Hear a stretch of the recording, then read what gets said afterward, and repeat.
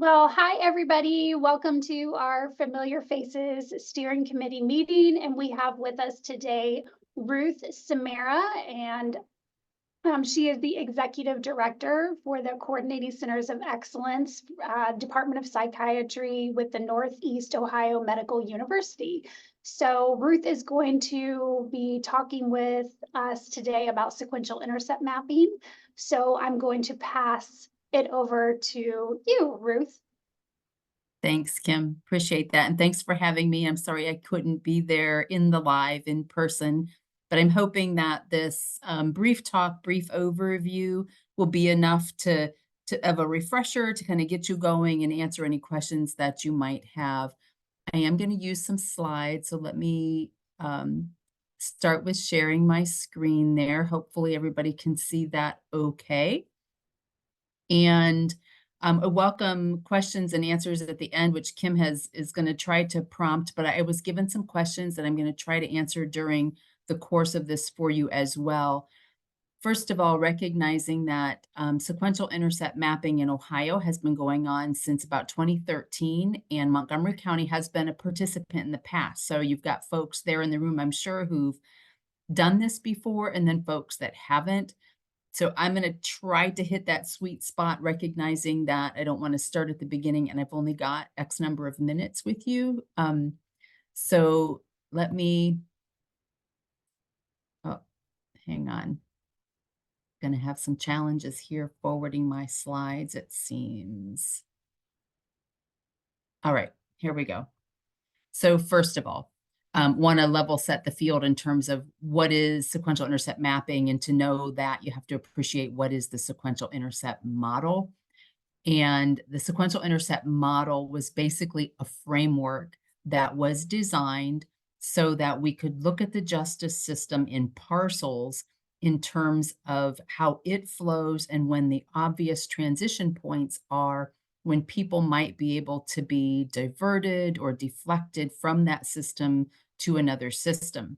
And this first view of the model, the funnel view, is really helpful in that it shows by intercept where the most people have touch points with the justice system. So starting at the top of that funnel, intercept 1 is law enforcement and emergency services, 911, right?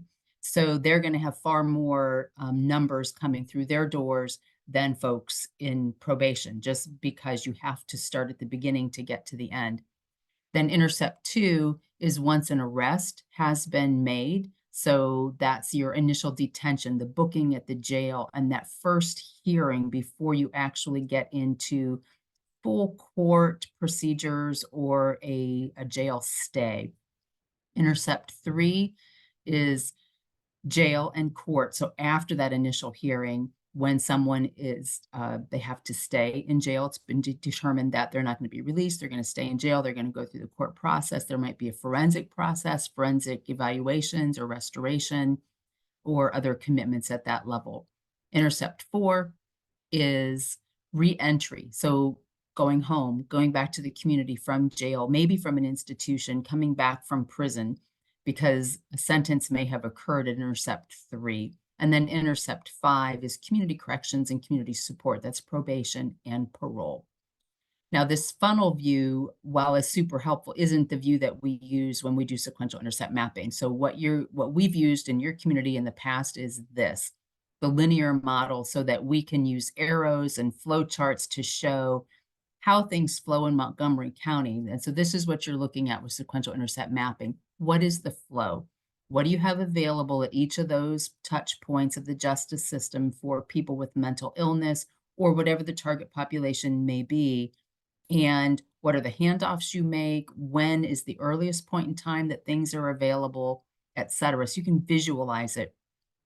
Now, the Samson Gaines Center, which is Policy Research Associates, who's going to be doing your next mapping, they use a slightly modified model of this. The only difference is, and I'll show it here, you've got that intercept 0 on the front end.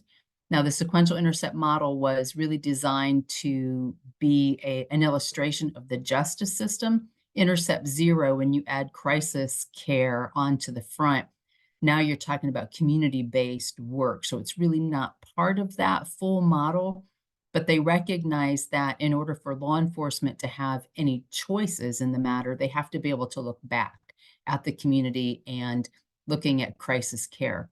Now, the original designers of the sequential intercept model didn't really agree with this adoption. And so in Ohio, we've stayed with the purist model, if you would accept that term, intercepts 1 through 5. And then we look at intercept 0 as being far more than crisis lines. It's an effective and accessible community-based mental health system. It's your social services. It might be prevention services, anything in your community that you could kind of bubble wrap around the whole model, that would be intercept 0. So I strongly encourage you to be prepared to have those intercept 0 conversations in your sequential intercept mapping, because there are a lot of things you might want to do or should do or could do that would enable you to prevent justice contact by people. And so let's talk for a minute about intercept 0 and and across the intercepts. So intercept 0, as I mentioned, is like that bubble wrap around, right? But there are also things that need to exist, should exist, and have access to across all the intercepts. So not just wrapping around, but running through them. And that's what you see on this slide. The collaboration among and across your systems, right? Having everybody hopefully in the room and represented in the room that can talk about things that would affect each of those intercepts, having well-defined and timely cross-systems information sharing and other protocols, being able to look at that, when and how do we exchange information, and then having effective approaches and services that are that bubble wrap around, including the crisis response system, but not exclusively that. Your outpatient services, housing, education, employment, peer support. We explore all of those things in mapping now to get a sense for what's even available in the community. And then if it is available, what's the first point in time if somebody's involved in the justice system that they can access it? Or maybe what's the point in time when access goes away? Or if it's not happening in intercept 0, what's the first point in time across the justice system when you could utilize it to help in decision-making and planning? So sequential intercept mapping as a whole is a tool for, I would put planning and implementing services last actually on this bullet list. It's for identifying those collaborative efforts, identifying the resources and gaps across each of those intercepts that got named in that first slide, identifying what sources of baseline data you have that can be tracked over time and that are useful in the outcomes or directions you're trying to take, and then analyzing those local processes. Keeping in mind, the sequential intercept model was designed for this population, people with serious mental illness. So on this particular chart, we're looking at that blue, serious mental disorders, 5 to 6%, maybe 7% of the general population. And then, of course, even smaller than that when you talk about those that got involved in the justice system. But the meaning behind that is really important, because this slide demonstrates to you that when you take that 5 to 7%, and then you insert them in the justice system, they now become 17% of the correctional population, 31% or more if you're talking about jails only. And if you combine that with substance use disorders, then you're looking at about 3/4 of the jail and prison population are people with a serious mental illness or a coexisting disorder. So way overrepresented in the justice system. So that was why the model was created for this population. However, you can absolutely take this model locally and think about different subpopulations or target populations in terms of how they flow through the justice system. There have been a lot of adaptations to this. So thinking about, for example, your Familiar Faces initiative, you could do a separate sequential intercept mapping on just that. Chances are, though, that's a pretty small population. So if you're looking at the population of all people with serious mental illness flowing through the justice system, we usually think of it in terms of the 80-20 rule. You know, what do you have in place that's going to address the problem about 80% of the time, or what's the norm here? The other 20% might require more individualized responses, and not knowing exactly what your data looks like for familiar faces, it's hard to know if they will be addressed by looking at that whole, that 80%, or if they're going to require more individualized responses.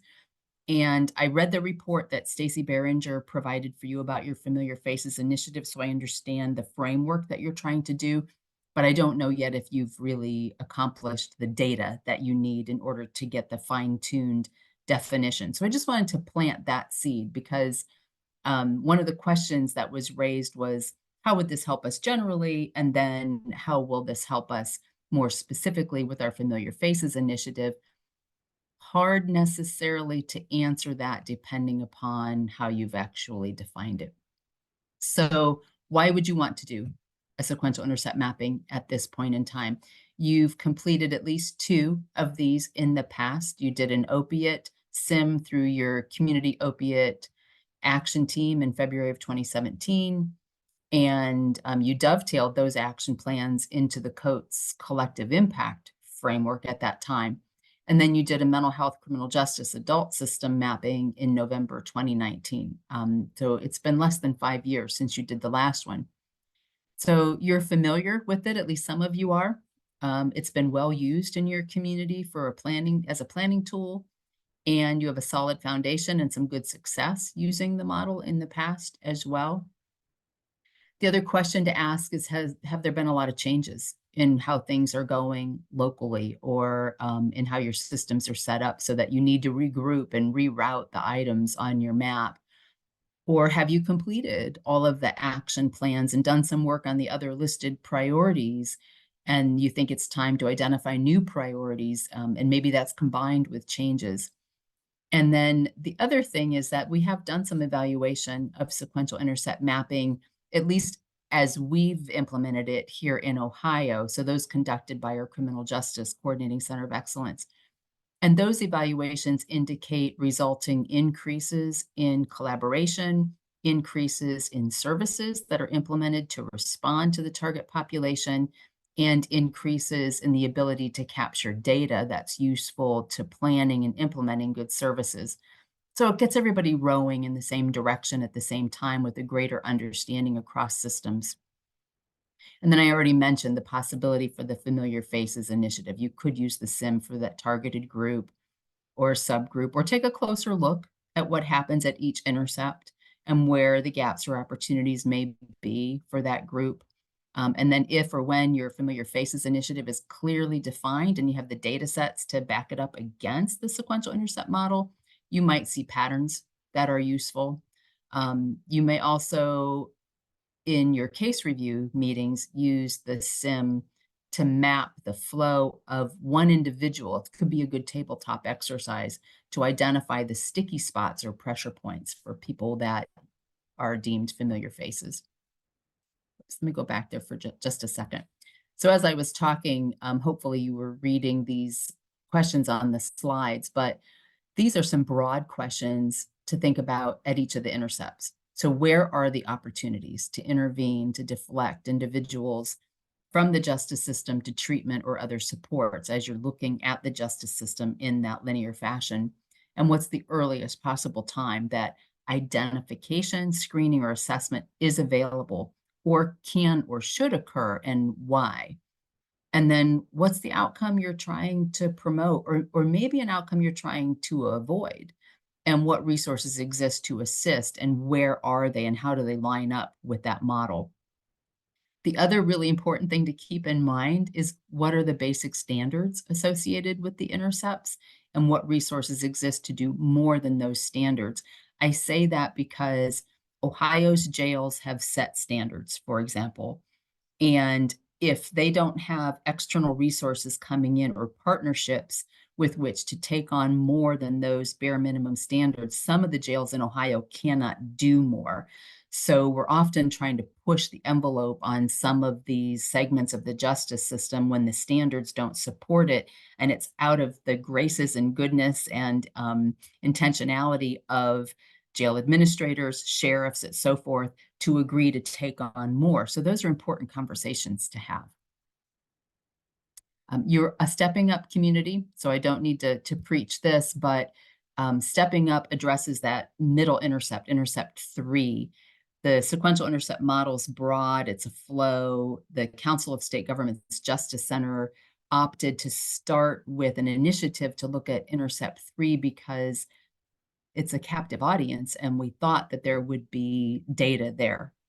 We learned very quickly that there wasn't a lot of data in intercept 3, but this is a well-designed model to take a look at, well, what is the data that should be measured at that intercept if you want to see if you're making a difference?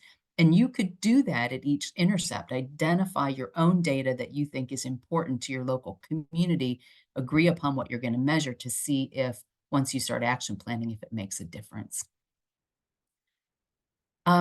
So Kim asked me about, recommendations or words of wisdom that I might offer. And what we tell most communities that are doing sequential intercept mapping is that it's really important to identify champions or boundary spanners that people rely upon and trust across systems, and make sure that those champions are mentoring the next wave of champions so that when they leave, they retire, you're not always starting over. Secondly, make sure you have a good mix of representatives at your SIM mapping. So that should be both administrative and decision makers, and direct service providers and advocates and lived experience. So let me say a little bit more about that.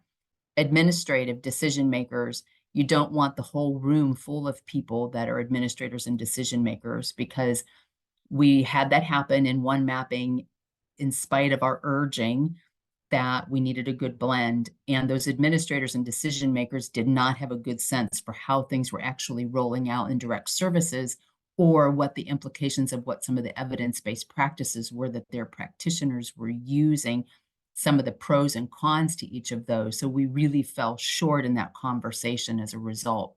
So we need decision makers so that things can move or feel like they can move coming out of the exercise, but also folks that can tell you what's really happening. And then, of course, your advocates and lived experience who are going to bring a completely different vantage point to the process. They are key. Lastly, when you get to the point when you're making action plans, urge you to have a blend of those things that can be addressed quickly.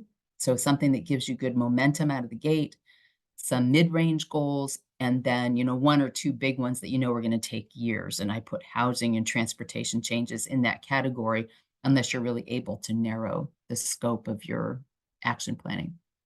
So I think I'm going to pause there, Kim, and let me close this out and stop sharing.